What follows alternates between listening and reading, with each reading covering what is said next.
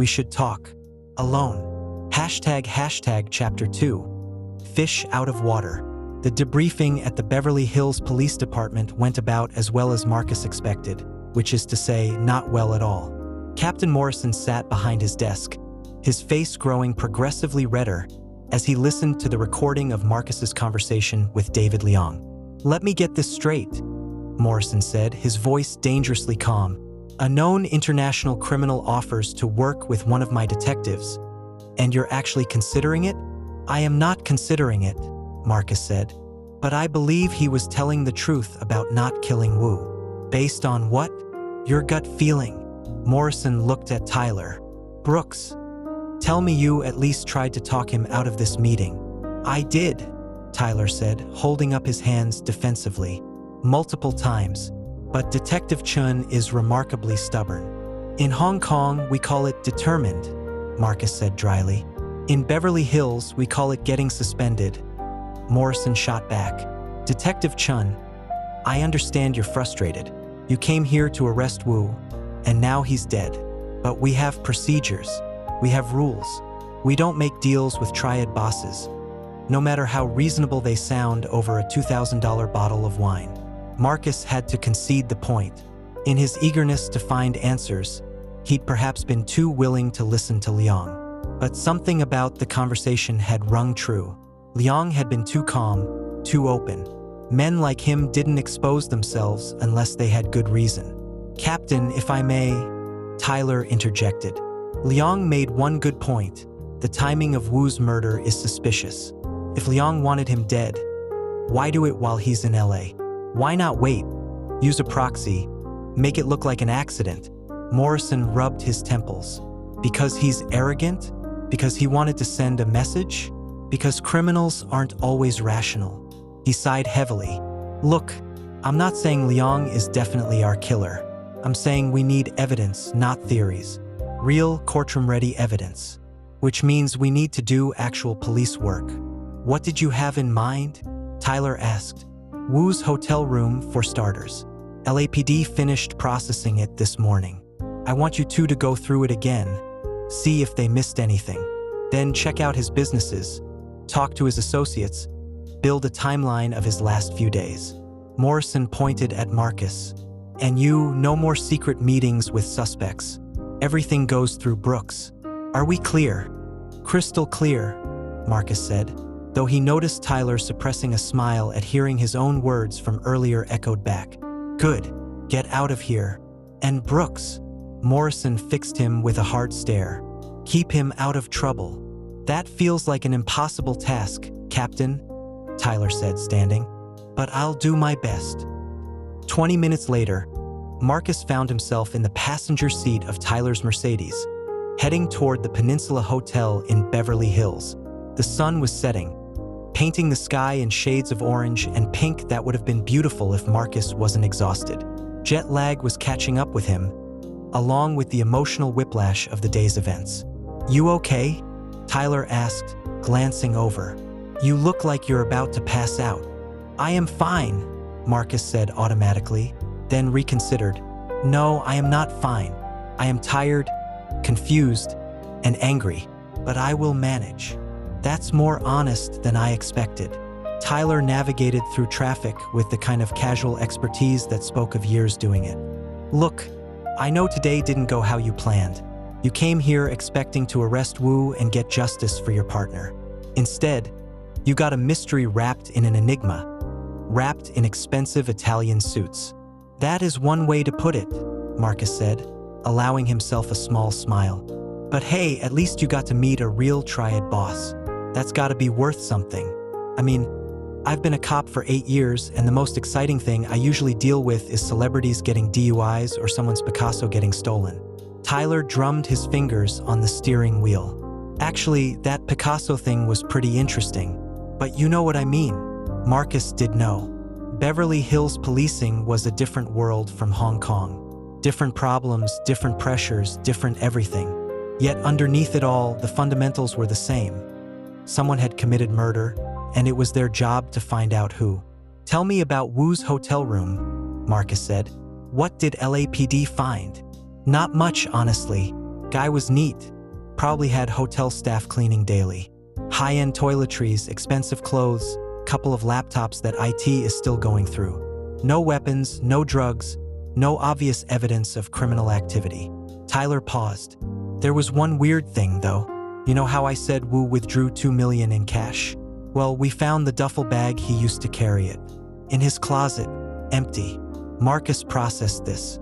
So the money was removed after he got back to his room. Either that, or he never brought it back to his room in the first place. Maybe he handed it off to someone, made a payment. Tyler pulled up to a red light. Or maybe whoever killed him took it. $2 million is not easy to carry, Marcus observed. If the killer took it from the crime scene, they would need vehicle. Did any cameras catch cars entering or leaving the alley? We're still reviewing footage, but so far, nothing conclusive. The alley has 2 entry points, one off Rodeo Drive, one connecting to a side street. Plenty of traffic on both at that time of night. The Peninsula Hotel was exactly what Marcus expected. Understated luxury, the kind of place where wealthy people went to feel even wealthier. The lobby was all marble and soft lighting, with staff who moved with practiced grace and discretion. Tyler flashed his badge at the front desk, and they were immediately escorted to Wu's room on the 8th floor. The suite was enormous. Living room, bedroom, bathroom bigger than Marcus's entire apartment in Hong Kong, and a balcony overlooking Beverly Hills. Crime scene tape had been removed, but Marcus could see the evidence of LAPD's work. Fingerprint dust on surfaces, items slightly out of place where they'd been examined and returned. Start anywhere you want, Tyler said, settling onto the couch and pulling out his phone. I'll go through the notes from the initial search, see if anything jumps out. Marcus walked slowly through the suite, trying to get a sense of Tommy Wu's life in Los Angeles. The clothes in the closet were expensive Armani, Gucci, Tom Ford. Shoes lined up with almost military precision. In the bathroom, cologne that cost more than Marcus made in a week. Everything spoke of a man who'd reinvented himself, who'd left Hong Kong's gritty underworld behind for California luxury. But there were hints of the old Tommy Wu. A fake passport hidden in a hollowed-out book. Amateur hour, Marcus thought, surprised LAPD had missed it. A burner phone taped to the underside of a drawer. And in the bedroom nightstand, underneath a Bible that had clearly never been opened, a small red envelope. Marcus's heart rate quickened. He knew what red envelopes meant in Chinese culture.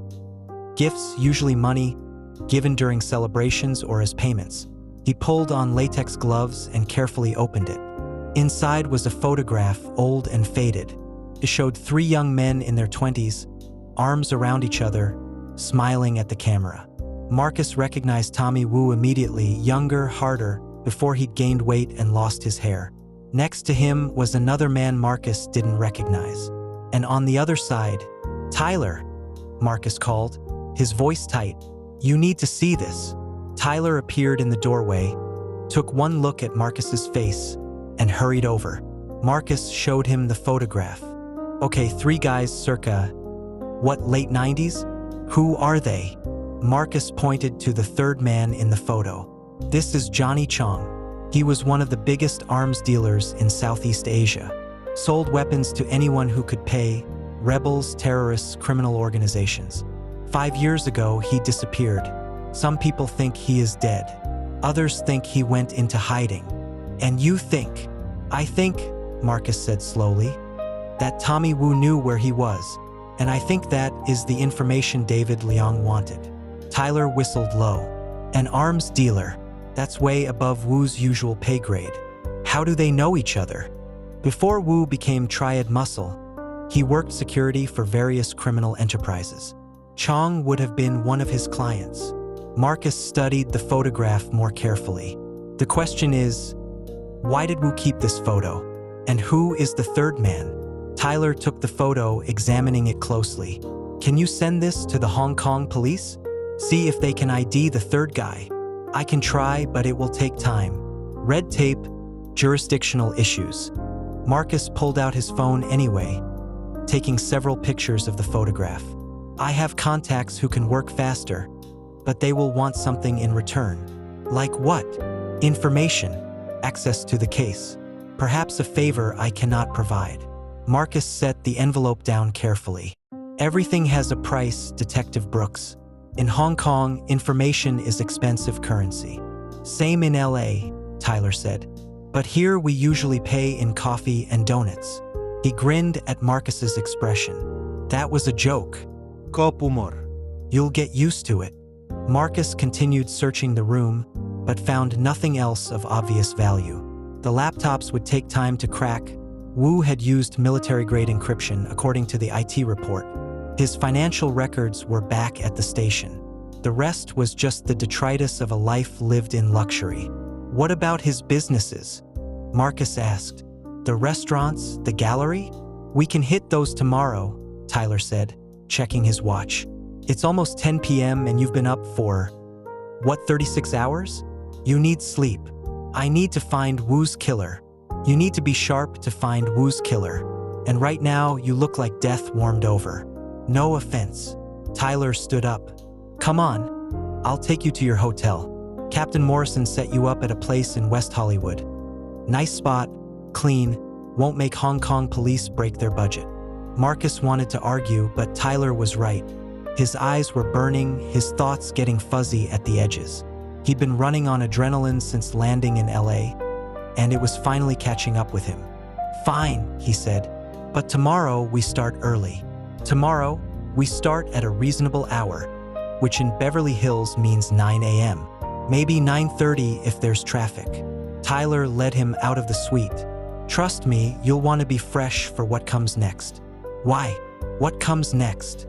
Tyler's grin widened. Wu's funeral. His ex-wife is flying in from Hong Kong to handle the arrangements. And I have a feeling it's going to be very enlightening.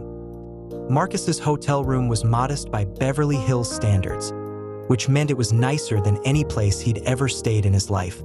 King-sized bed, flat-screen TV, minibar stocked with drinks that probably cost more than dinner. He ignored it all, stripping off his clothes and collapsing onto the bed. Sleep should have come immediately. Instead, he found himself staring at the ceiling, mind racing through the day's events. Tommy Wu dead. David Liang in Los Angeles. Johnny Chong possibly still alive. And somewhere in this city of palm trees and excess, a killer who'd gotten away clean. His phone buzzed. A text from Tyler. Get some sleep. Tomorrow's going to be interesting. P.S. You did good today. Welcome to LA. Despite everything, Marcus smiled. Tyler Brooks was not what he'd expected. Yes, he was polished and image-conscious, but underneath was a sharp detective with good instincts. They could work together, maybe even become friends if Marcus stayed in Los Angeles long enough. Another text arrived, this one from an unknown number. The message was in Cantonese. The photograph you found is important. Meet me tomorrow, noon, Santa Monica Pier.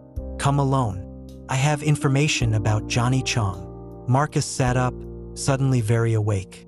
Who had sent this? How did they know about the photograph? Had Wu's hotel room been bugged, or was someone watching him? He typed back, "Who is this?" The response was immediate. "A friend of your partner. Officer Chung was good man.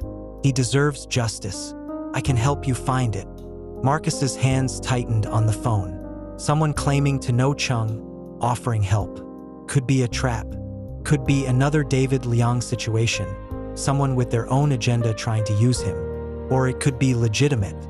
He should tell Tyler. Should follow protocol, bring backup, do everything by the book.